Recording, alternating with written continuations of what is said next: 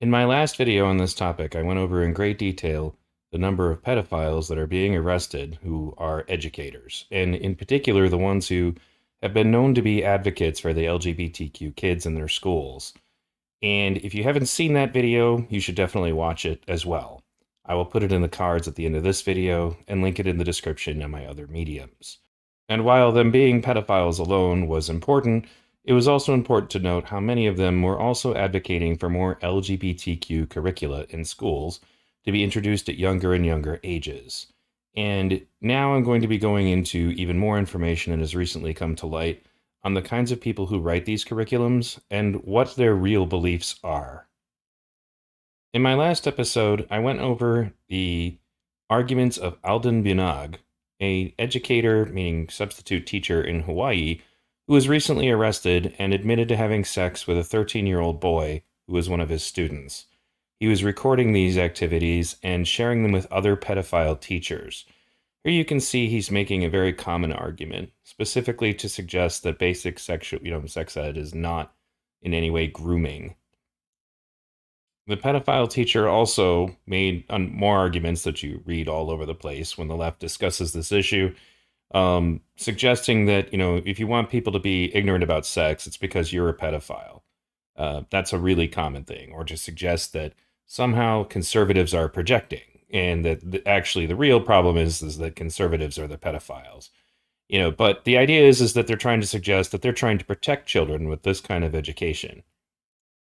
This one was more recent, so it didn't get included in my previous video, but this is an Ann Arbor kindergarten teacher responding to libs of TikTok revealing this video of a drag queen show wherein the drag queen was, with fully naked breasts, leading around a little girl who looks to be about 5 to 6 years old, and defending the idea that children should be involved in this kind of sexuality. But that brings me around to the main topic of this particular story. Sex Education Can Stop Abuse by Heather Corinna. Heather Corinna is an open advocate for sex education. She helps design sex education curriculums in schools. And in this article, she gives all the same arguments that we will protect children by giving them knowledge about consent and their own bodies. I will make this article available to you in the description. But suffice it to say, when you dig deeper, you find out that Heather Corinna, just like many of these other advocates for this particular type of sexual education, have nefarious intentions. On Heather's website, which I will make available, again, in a link in the description to this video, you will find a lot of credits as far as her writing, including a book that is being, attempted anyway, to be thrust into the curriculums of schools around the country. The left-leaning Washington Post reported on this issue, obviously in a manner in which to ridicule anybody who opposed it, but they also mentioned the fact that this book was being introduced as curriculum, and thankfully parents were able to stop it. They name the book here, and I will provide a link to this article in the description. Miss Corinna also is engaged in teaching people how to open these teen talking circles. And they offer, it says, creating safe spaces for youth to tell the truth and be heard. Our mission is to educate, inspire, and empower youth, foster partnerships between the genders, generations, and cultures, and support young people in positive self-expression and social action for a just, compassionate, and sustainable world. They offer training, and there you see Miss Corinna right there, in how to facilitate these groups, for the purposes of teenagers supposedly talking and telling the truth, etc., etc. But as I mentioned previously in the other video, there have been these conferences where they get teachers together to tell them how to open these LGBTQ clubs in their schools. And I get what that there are going to be some people involved in this who think that they have the best of intentions. But now we're going to get into the heart of the reason why I did this video, which is a very damning article that you can only find on the Wayback Machine that really exposes how Miss Corinna really feels. Here on her website, one of the magazines and websites that she had contributed to was called Scarlet Letters, and that's where the article I'm about to show you comes from. The article that you can now only access by use of the web archives or the Wayback Machine was called Rage of Consent: How Our Love-Hate Relationship with Youth Sexuality and Abuse Hysteria is Endangering Our Culture.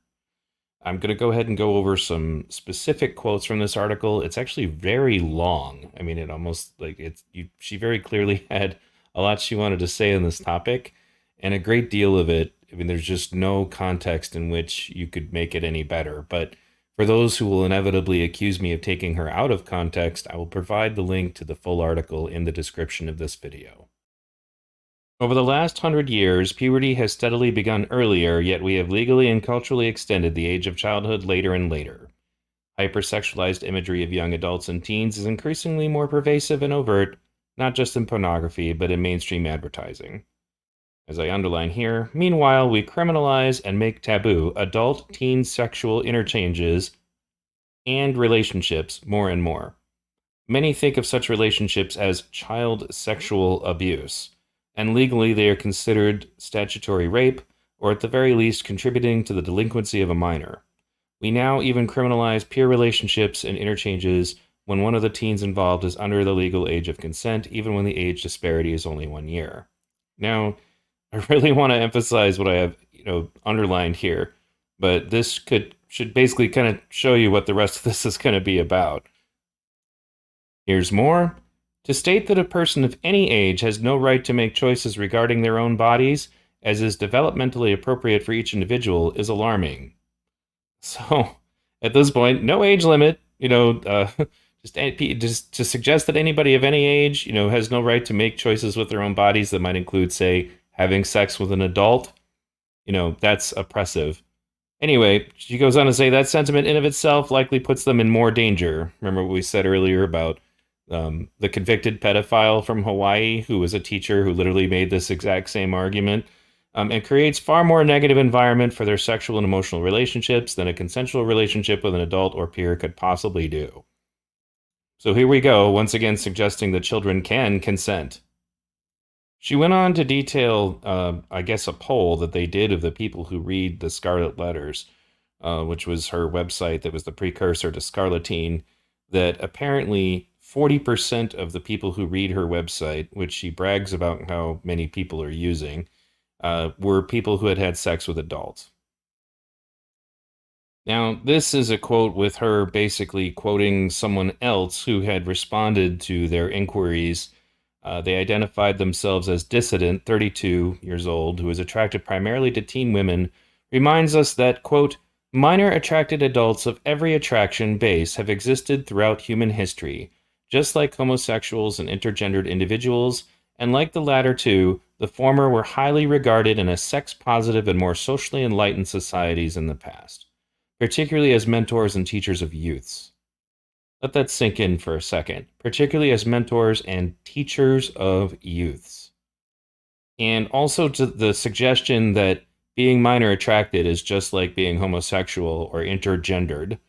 Anyway, it was not considered horrible or inappropriate that the great concern for these youths on the part of adults had a sexual element in it, in societies that respected youths as intelligent and articulate human beings who did not see sexuality as a negative thing for youths or anyone else, and who considered the sexual experiences of youth to be a natural part of their education. I'm going to read that again. Who considered the sexual experiences of youth to be a natural part of their education. The irony here is that our culture may well have created a potent catch-22 by disempowering our youth and hampering them from economic and emotional independence, by classifying young adults as children at older and older ages, and by rearing them to view adults as superior beings. We may doom many of these relationships from the start, when they might otherwise have been beneficial, and create trauma and negativity in them that would not otherwise be there. That's another ongoing theme that you're going to see here, is that they're suggesting that really the only reason why these relationships lead to any kind of psychological damage, in the children that participate in them, is just because of the stigma that is put on them. It sounds to me exactly like, the only reason supposedly that trans people kill themselves is because of the stigma, because people are not accepting of them or whatever. But again, this is by far the most chilling quote in the entire article, especially when it comes right back to suggesting, mentors and teachers of youths. So, anyway, let's move on. Another quote from the pedophile in question: "Our own families are ashamed of us for something that is not only not our fault, but which is not pathological but perfectly natural. That society does not want to understand us but simply to pillory us, and that we are used as a political boogeyman to attack the civil rights of everyone, creates a continually difficult and traumatic life for us to bear. Since I am out in real life, I am often subject to snide and cruel remarks behind my back, and my attraction is a large source of ammunition for any person to use against me in any sort of argument, as a surefire means of making their status more ethical than my own. For example, if I was berating a neo-Nazi for his racist views, he would likely say to me, 'Well, at least I don't like little girls.' I mean, damn, that sucks. You have this thing that people can ad hominem you about if you're trying to call them out as a Nazi. Anyway, it's very hard to live like this, and the many emotional problems that we suffer come after the fact and not as a result of our attraction base. And this is why suicide and even substance abuse can be common among our minority group. So once again, identifying people who are attracted to minors as a minority group that somehow needs protection or is being oppressed. And damn it, it makes it so hard for them to call out Nazis. Anyway, the rest of this is actually directly from her. What Dissident says is important to bear in mind, not only for the well-being of such adults, but for the youths they may become involved with. If we tell a youth that the person whom they may love is a pervert or a sociopath because they love them, we send a crucial negative blow to the self-esteem of that youth by telling them that only an adult who is a pervert could possibly cherish them or find them sexually appealing. What the hell? Seriously. So now we can't do this because, again, we have to protect the children. And this excerpt here is from the end of the article. If we are concerned about protecting our youths from adults, it might serve us well to be sure to look in the mirror. Yeah, we need to protect them from us, I guess. Before we look beyond our window, it would certainly serve us well to take a good long look at our youth, see how much they have grown, and acknowledge, applaud, and nurture that growth so that we've little to no doubt they can soundly make their own informed choices responsibly and as best suit them, and feel comfortable asking for our help and guidance when they want or need it. It would also serve us and them best to be sure that the protective measures we do have, either by law or by guideline, are actually protective, not oppressive, and don't cause damage or dangers in and of themselves, which is what our current laws, attitudes, and cultural climate surrounding them are doing to both adults and youths. So while you drink that in, consider for a moment that, once again, these are the words of an educator. These are the words of somebody whose books are being proposed to be used in curriculums for sexual education across the country. Here's the Amazon entry on her book, which got an awful lot of positive reviews. This parent advocacy group has been doing a bit of an expose on that book. I'll provide this link in the description. I'm not going to click on any of these links because some of them show some pretty graphic stuff. But let's move on. In 2015, she was given an award. Scarleteen founder Heather Corinna wins 2015 Sexual Health Champion Award. Vancouver's Options for Sexual Health honors sexuality educator and youth advocate.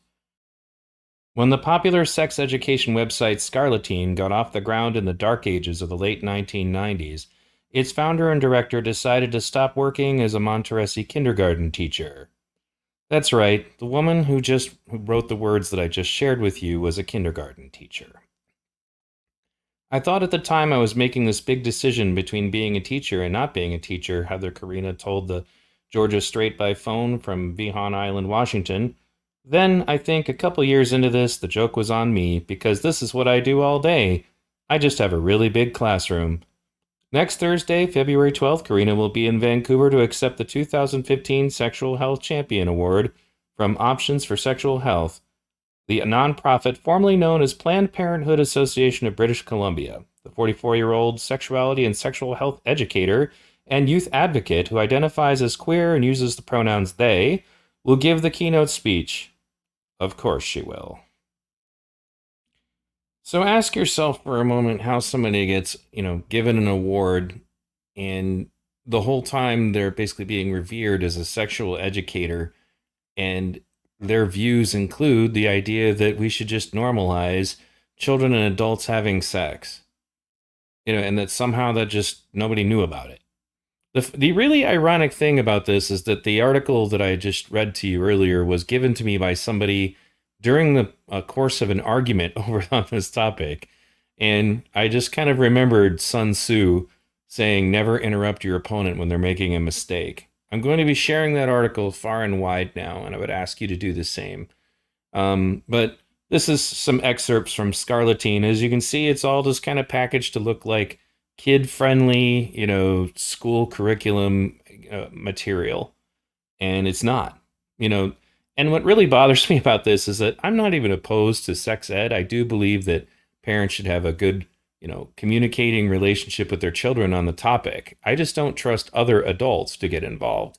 And I think there's actually a reason, as I'm doing more research on this, that is why they want to get access to our kids without our presence as young as possible on these topics.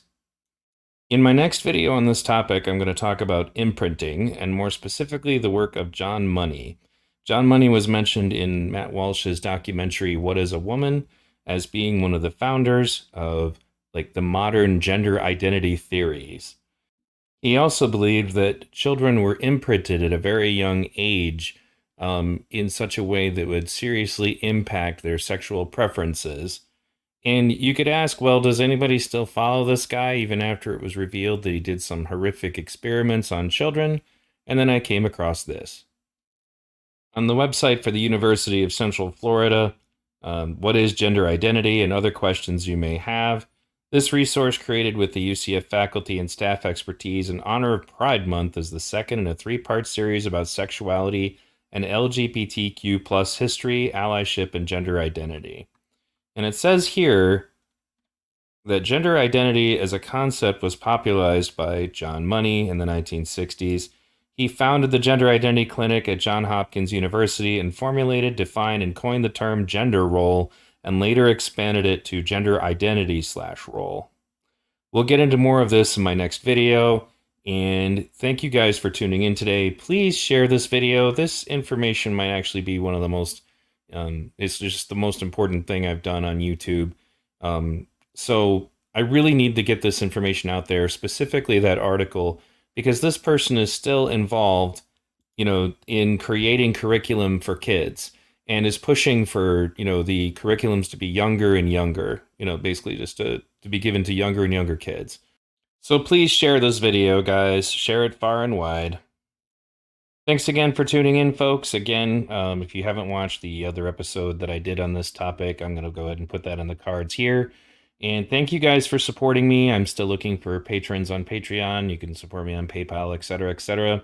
If you go to hy.page-vradio, as you see in the upper left-hand corner, there you can find not only the ways to financially support this show if you want to, but also my different social media mediums. You can join my Discord, my Telegram, my Facebook, etc.